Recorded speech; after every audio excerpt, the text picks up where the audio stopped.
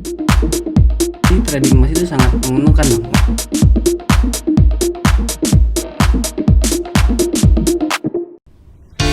Halo Sobat Traders, kembali lagi nih di program Pialang Talk bersama saya Sri Hadriana. Nah, di episode-episode sebelumnya kita sudah membahas instrumen trading berupa emas dan Hang Seng. Kali ini yang akan kita bahas yaitu indeks Nikkei. Seperti kita ketahui bahwa indeks Nikkei ini diperdagangkan di pasar saham Jepang.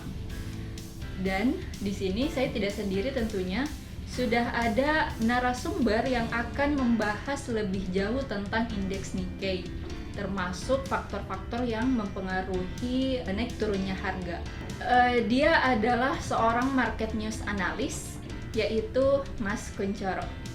Halo Mas Kuncoro. Halo Mas Ri. Apa kabar? Alhamdulillah baik. Oke, jadi gini nih Mas, seperti yang tadi saya bilang di awal bahwa indeks Nikkei ini diperdagangkan di pasar saham Jepang. Nah, mungkin bisa dijelaskan lebih jauh lagi tentang apa sih itu indeks Nikkei?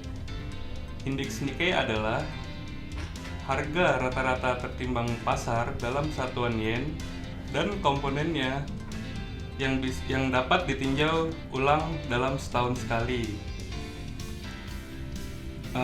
Indeks Nikkei ini biasanya paling laris dijual di dalam bursa saham Jepang seperti dengan Dow Jones di Amerika, gitu Mas Ri. Oke, baik Mas. Jadi paling laris di pasar saham Jepang ya? Iya betul. Nah, kalau berbicara tentang faktor-faktor yang mempengaruhi harga pasar nih untuk indeks Nikkei itu gimana? Sebenarnya ada beberapa faktor yang mempengaruhi harga naik turunnya indeks Nikkei tersebut.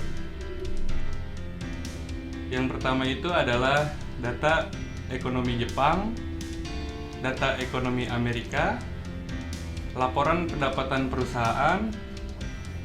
Yang keempat adalah aksi profit taking atau jual beli, dan yang terakhir itu isu terbaru adalah tapering the Fed. Di antara beberapa faktor tadi yang Mas Kuncoro jelaskan, faktor apa sih yang paling mempengaruhi dari indeks Nikkei ini, harga pasar dari indeks Nikkei? Oke, sebenarnya dari yang tadi saya sebutkan tadi itu, faktor yang paling mempengaruhi sendiri itu adalah yang pasti data ekonomi Jepang sendiri ya. Itu sangat mempengaruhi dari kenaikan atau penurunan indeks Nikkei tersebut. Itu. Ini pertanyaan selanjutnya nih Mas Kuncoro. Apakah ada momen yang bisa dimanfaatkan oleh para traders untuk meraup profit besar saat transaksi di indeks Nikkei?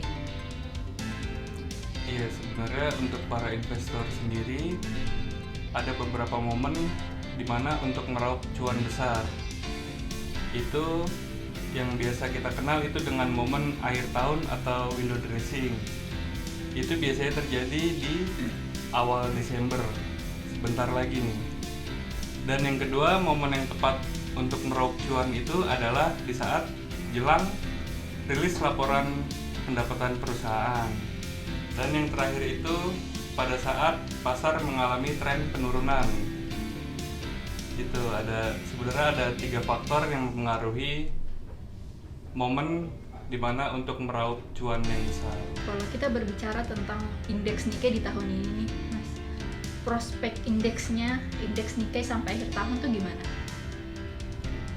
Kalau misalkan kita lihat dari chart sendiri, prospek untuk indeks Nikkei sendiri sebenarnya dalam tren kenaikan, begitu, sampai dengan akhir tahun ini. Kenaikan. Iya, mengalami kenaikan. Nah, kalau harga tertinggi dan terendah yang pernah dicapai tahun ini berapa? Indeks Nikkei sendiri itu pernah menyentuh rekor tertingginya itu di poin 30.175 itu pada tanggal 19 Februari tahun ini, dan rekor terendahnya itu ada di poin 26.845 itu ada di tanggal 20 Agustus tahun ini. Itu Mas. Nah, kalau range harganya itu kira-kira berapa? Oke. Untuk range-nya di tahun ini saya prediksi itu di poin 26845 sampai dengan 30801. Itu bisa melebihi dari rekor tertinggi yang pernah disentuh pada 19 Februari tahun ini. Begitu kira-kira Mas Ri. Baik, Mas Kuncoro. Jadi indeks Nikkei ini bisa jadi salah satu alternatif ya untuk para traders berinvestasi lah gitu, karena ini juga lagi sedang mengalami tren kenaikan gitu. Ya betul Mas. Dan tentunya bisa meraup cuan yang lebih Iya, besar. sangat bisa.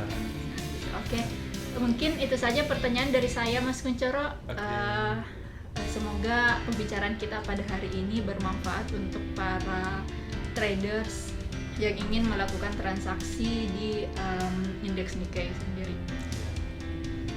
Oke, sobat traders, sampai di sini dulu pembahasan kita pada hari ini tentang indeks Nikkei.